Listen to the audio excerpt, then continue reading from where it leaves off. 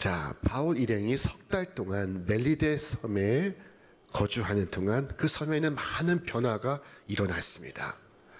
주민들은 바울의 전하는 복음을 듣고 회심하였으며, 그리고 많은 사람들이 마음과 육체의 질병으로부터 고침을 받았습니다. 그곳에 기쁨이 가득하였고 하나님의 영광이 충만하였습니다.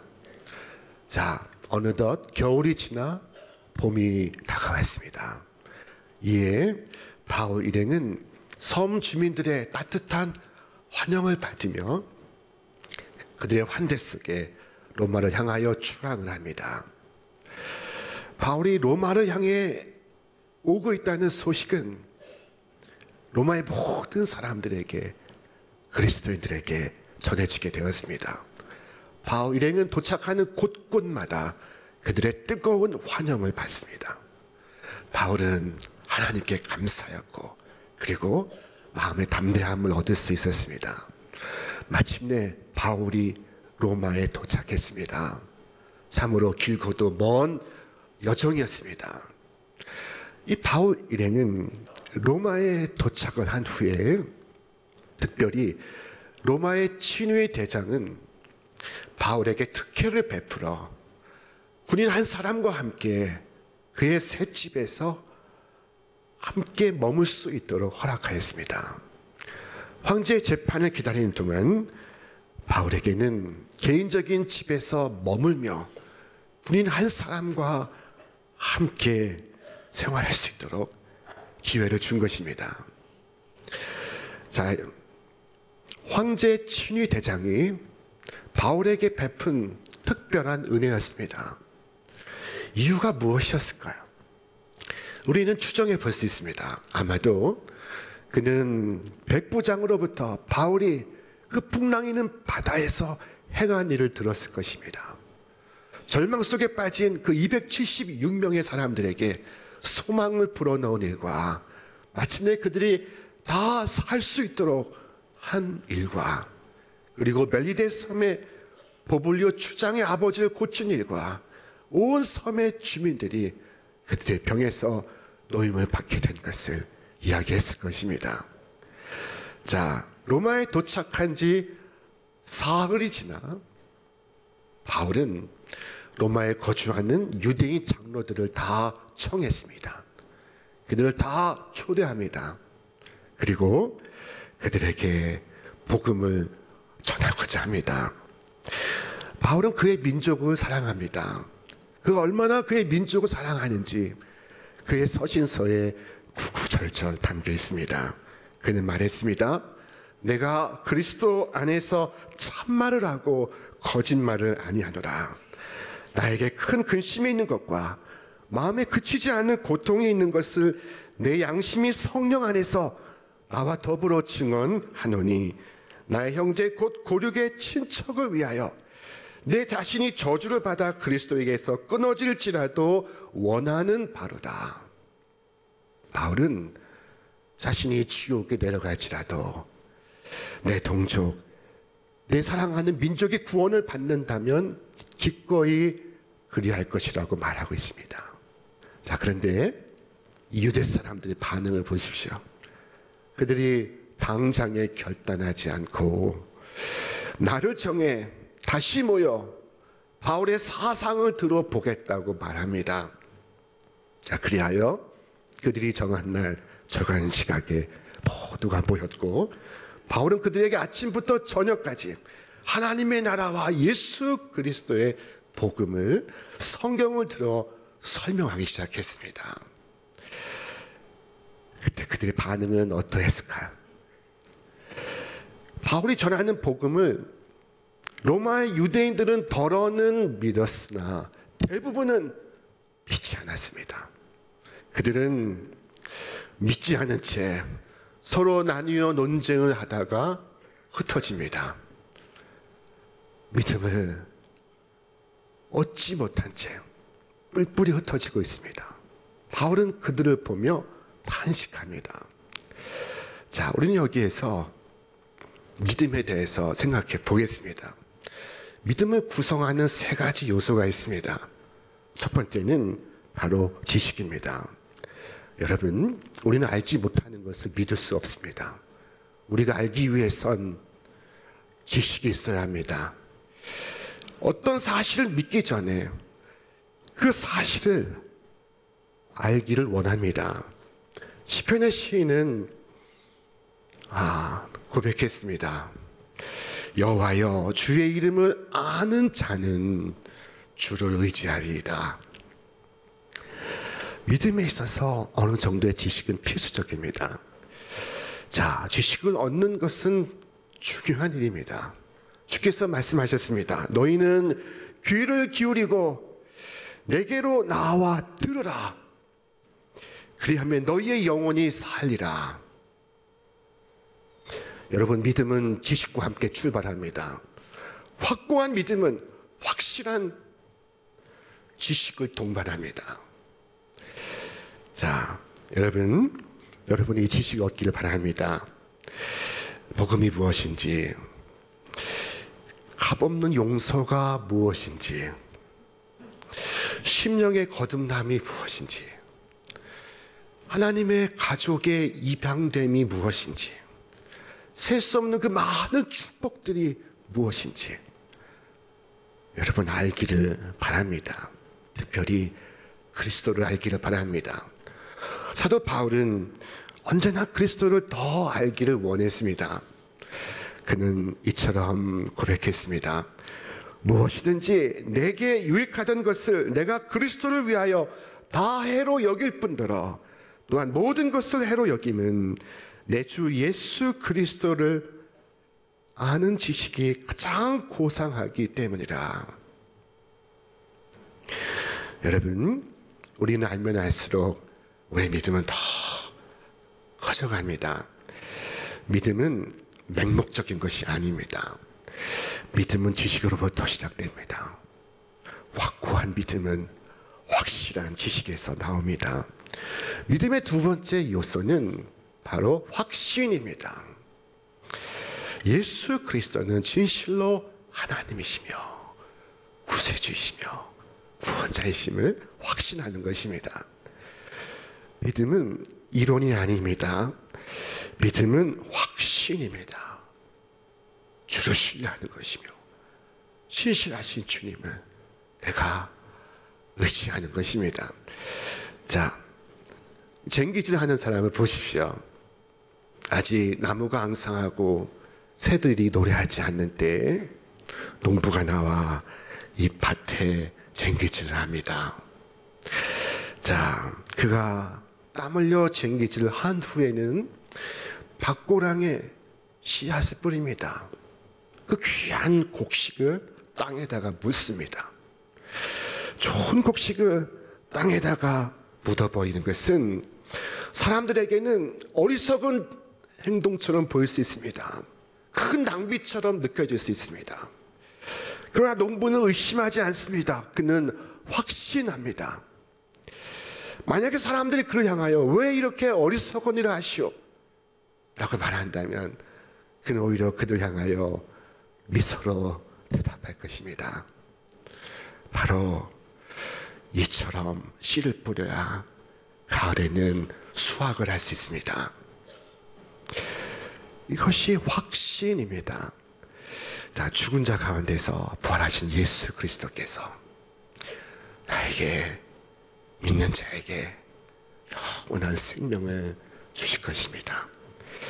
우리에게 기쁨과 평화의 주수를 가져다 주실 것입니다. 자, 여러분, 주님을 신뢰하시기 바랍니다. 주님을 아무리 신뢰해도 지나치지 않습니다. 주께서 말씀하셨습니다. 하나님을 믿으니 또 나를 믿으라. 믿음을 완전케 하는 마지막 세 번째 요소는 바로 의탁입니다.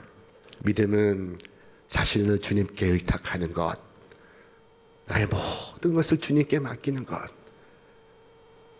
나의 영혼을 다시 사신 구주께 맡기는 것, 바로 그것입니다. 주님께 나를 맡기시기 바랍니다. 나의 모든 것은 내가 염려하는 바를 주께 맡기시기 바랍니다. 믿음은 의탁하는 것입니다. 그렇게 한다면 여러분은 구원에 이르는 믿음을 소유하게 될 것입니다. 믿음은 비실제적인 것이나 꿈 같은 것이 아닙니다. 믿음은 진리를 신뢰하고 그리고 그것에 운명을 거는 것입니다. 자, 믿음은 참으로 복된 것입니다. 이 믿음이 하나님과 나를 연결해주는 끈이 되기 때문입니다. 줄이 되기 때문입니다.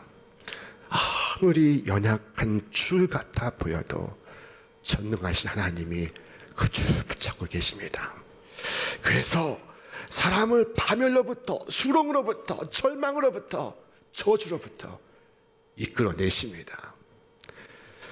믿음은 평화와 기쁨을 창조합니다. 믿음을 가진 사람은 안식을 누리고 평강을 맛보고 참으로 기쁨과 즐거움을 누립니다. 하나님은 이 믿음에다가 천국을 담으셨습니다.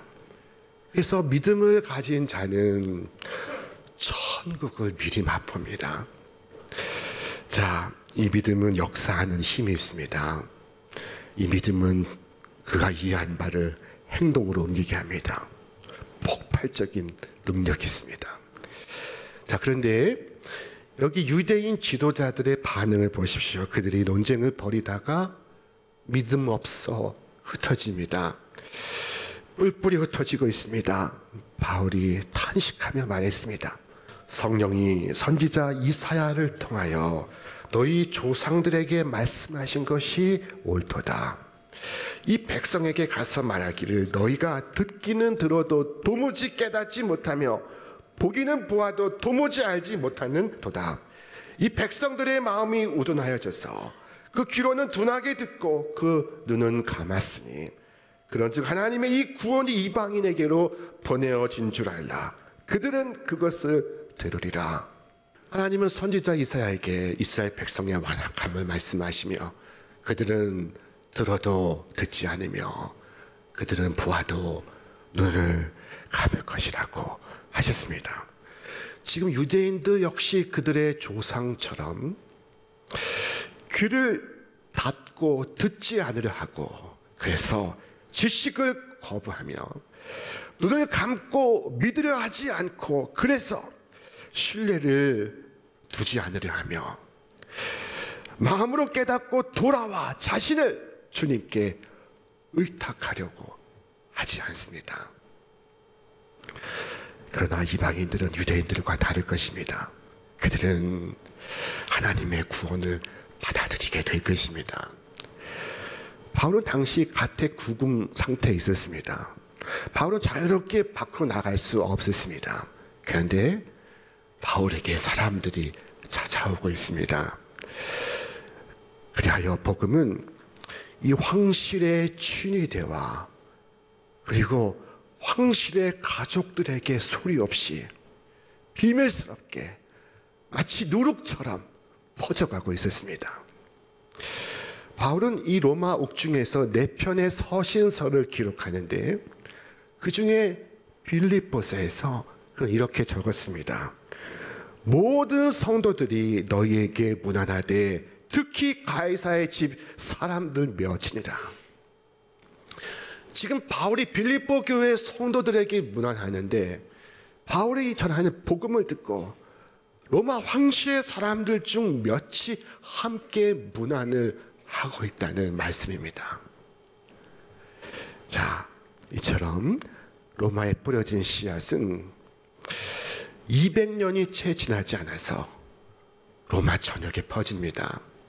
로마 황제는 기독교를 로마의 국교로 선포합니다. 세계의 수도 로마가 복음화되자 복음은 온 세계로 퍼져갔습니다. 그 복음은 지금 우리 대한민국에도 전해졌습니다. 자, 바울은 매여있으나 그의 영혼은 매여있지 않습니다. 그의 신분은 죄 수 있지만 그의 영혼은 자유인입니다. 밖으로는 죄 수 있지만 안으로는 자유인이요 선교사입니다. 그는 이렇게 기록했습니다. 복음으로 말미암아 내가 죄인과 같이 매이는 데까지 고난을 받았으나 하나님의 말씀은 매이지 아니하니라. 얼마나 놀라운 이야기입니까? 바울은 그 옥중에서 절망하지 않았으며 낙심하지 않았으며 불평하지 않았으며 원망하지 않았습니다. 그는 담대하게 그리고 거침없이 주의 복음을 전하고 있습니다. 자, 그리하여 사도행전 마지막 28장 31절의 말씀은 이렇게 끝나고 있습니다. 우리 사도행전 그 마지막 말씀을 우리 다 함께 봉독하겠습니다. 하나님의 나라를 전파하며 주 예수 그리스도에 관한 모든 것을 담대하게 거침없이 가르치더라. 이 본문을 다시 한번 보겠습니다. 우리말 번역에는 이렇게 번역이 되어 있으나 히라버 성경은 달리 표현했습니다. 히라버 성경은 이렇게 기록했습니다. 하나님의 나라를 전파하며 주 예수 그리스도에 관한 모든 것을 담대하게 가르치더라. 거침없이. 마침표. 사도행전의 마지막 단어가 이 거침없이라는 단어입니다. 사도행전은 왜 이렇게 끝이 날까요? 그 이후 바울은 어떻게 되었습니까? 그는 살았습니까? 죽었습니까? 그는 재판을 받았습니까? 그 결과는 어떠했습니까? 왜 그 다음 얘기는 없습니까? 자, 사도행전의 마지막 말씀은 복음이 담대하게 거침없이 전파되는 것으로 끝이 나고 있습니다. 바울은 어떻게 죽었다라고 기록하지 않습니다. 그렇게 사도행전을 끝내지 않습니다. 담대하게 거침없이 전하였다. 그렇게 끝을 맺고 싶어 합니다. 자, 하나님의 말씀은 계속해서 전파되고 하나님의 역사는 계속해서 이루어지고 있습니다. 바울은 그것으로 그의 생을 마지막으로 마무리하고 싶었던 것입니다. 바울은 담대하게 거침없이 복음을 전하였다. 이렇게 사도행전이 마쳐지기를 원했던 것입니다. 여러분, 오늘 이 결론은 우리에게 중대한 교훈을 주고 있습니다. 자, 첫 번째 교훈은 우리가 어떠한 삶을 살아가야 하는가 하는 것입니다. 주께서 우리에게 사도행전 서문에서 말씀하셨습니다. 오직 성령이 너희에게 임하시면 너희가 권능을 받고 예루살렘과 온 유대와 사마리아와 땅 끝까지 이르러 내 증인이 되리라. 이 말씀이 사도행전 전체 핵심 요절입니다. 우리는 그리스도의 증인들입니다. 성령이 임하시면 우리가 권능을 받고 우리 가정과 일터와 우리가 밟고 지나가는 모든 곳에서 우리는 그리스도의 증인 될 것입니다. 오늘 이 결론은 우리에게 또 다른 중요한 교훈을 주고 있습니다. 그것은 사도행전은 역사를 이끌어 가시는 분이 주님이심을 우리에게 말씀하는 것입니다. 자, 그리스도인을 박해하려 다메섹으로 달려갈 때 그를 만나 주신 이가 그리스도이십니다. 주님이십니다. 그에게 소명을 주신 이가 주님이십니다. 그가 그 풍랑이는 바다를 항해할 때 그들을 안전하게 지켜주신 이가 바로 주님이십니다. 바울을 들어서 황제 앞에 서게 하시는 이가 바로 주님이십니다. 주님의 역사는, 주님은 역사의 모든 페이지에 계십니다. 여러분, 한 나라의 운명이 정치인 한 사람에게 달려있다고 말하기 쉽습니다. 한 사람에게 나라의 운명이 달려있다고 말하기 쉽습니다. 자, 그러나 우리는 이 사도행전을 통해서 이와 같이 말할 수 있습니다. 이 역사에는 당연히 인간도 있겠지만 그러나 더 더욱 분명하게 하나님께서 계시다. 오늘 이 땅에는 왕들도 있겠지만 더욱 분명한 것은 만왕의 왕이신 주가 계시다 하는 것입니다. 이것은 역사 전반에 적용될 뿐 아니라 여러분의 삶에도 적용되는 것입니다. 하나님께서 계시기에 완악한 마음을 가진 이가 눈물 흘리며 주님께 나아옵니다. 교만한 사람이 주님께 무릎 꿇고 경배를 드립니다. 고집불통의 구제불능의 주인이 그의 길에서 돌이켜 주님을 예배합니다. 여러분, 바로 거기에 하나님이 계십니다. 하나님께서 계시기에 죄인들이 주를 바라보며 굴레를 벗고 억눌렸던 짐들을 벗고 그리고 주를 찬송하며 흑암과 사망의 골짜기에서 큰 빛을 발견합니다. 그리스도인들은 자기를 부인하며 선교사들은 본토를 떠나 이국에서 목숨을 바치며 신자들은 어떤 순간에도 하나님을 더욱 굳게 붙잡습니다. 하나님께서 오늘 여기에도 계신 줄 믿습니다. 주가 계시기에 오늘 우리가 믿음으로 주님께 나왔습니다. 소망 가운데 주님을 찬송합니다. 하나님께서는 여기에 계십니다. 볼 수 있는 눈과 들을 수 있는 귀와 열린 마음을 가진 사람은 즉시 알아차릴 것입니다. 주님은 역사에 이끌어 가십니다. 여러분, 모든 삶의 상황 속에서 주님 바라보시기 바랍니다. 오늘 사람들은 세상의 법칙을 바라보지만 여러분은 법칙을 만드신 이를 바라보시기를 바랍니다. 큰일이나 작은 일이나 일어설 때나 누울 때나 밖에 있을 때나 안에 있을 때나 언제나 어디서나 모든 상황에서 모든 곳에서 주님을 바라보시기를 바랍니다.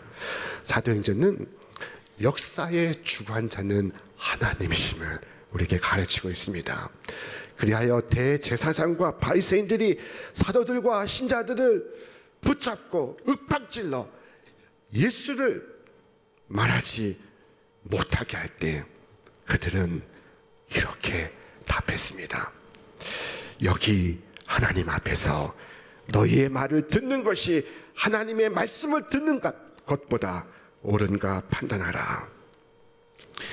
사도행전은 오늘 28장으로 마치지만 여러분의 행전은 지금도 진행 중입니다. 자, 우리는 바울이 걸어간 길, 그 길을 따라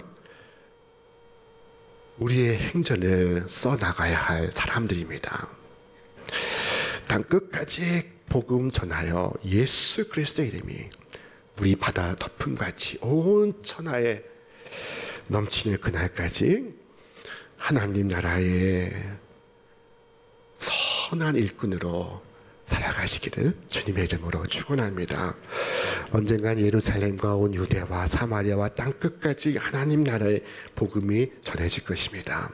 그때 우리의 사도행전은 오 주여 어서 오시옵소서 하는 기도로 끝을 맺게 될 것입니다. 주께서 이끌어 가시는 역사의 일부가 되시기를 축원합니다. 오늘 복되신 주님의 은혜가 여러분의 생애 속에 여러분의 가정과 일터 가운데 충만하기를 주님의 이름으로 축원합니다.